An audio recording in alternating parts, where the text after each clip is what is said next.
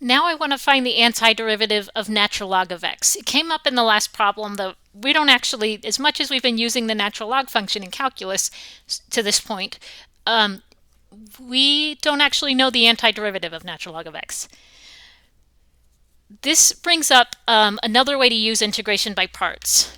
When you have a function where you know more about the derivative than the antiderivative, or we know the derivative, we don't know the antiderivative. If you think about it, that's also true of the inverse trigonometric functions. Take arcsine, for example. You know the derivative of arcsine. We don't know the antiderivative. That hasn't come up. There was an integration formula where we had an integration formula where the antiderivative was equal to arcsine, but that's not the same as integrating arcsine. We didn't actually integrate arcsine, or any of the other inverse trig functions for that matter. But you can integrate them using the same process that I'm going to show here, which is to use integration by parts.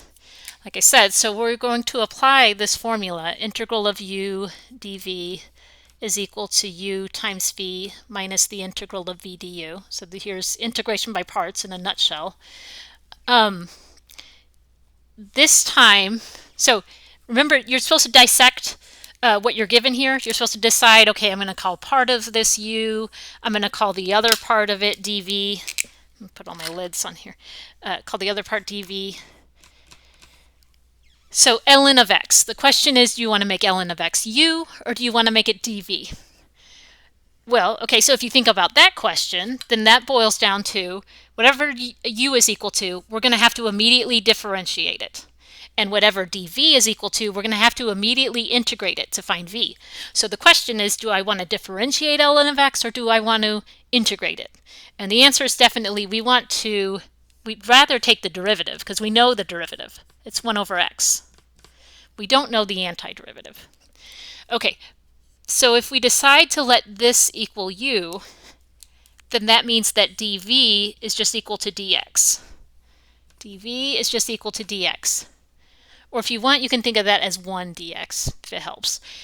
So then the antiderivative is x. So v is x. So if you apply the integration by parts formula, then you'll have, let's see, u times v. So u times v. So I'm going to write that as x ln x. There's your u times v minus the integral of v times du. I had a student in the past who said he always draws a 7 to show himself the integration by parts formula. So u times v minus the integral of v times du. So v times du. Okay, always simplify this integral before you decide what to do with it. There's an x just begging to be canceled there. So really, you're just integrating 1 here. This is x ln x minus the integral of 1 dx. And the antiderivative of 1 is x. If you take the derivative of this, so apply the product rule here. In fact, here, I'll do that. Let's check our answer. Let's see if this is really true. Is x ln x minus x really the antiderivative of natural log of x? If it is, then when we take the derivative of this, we should get ln of x.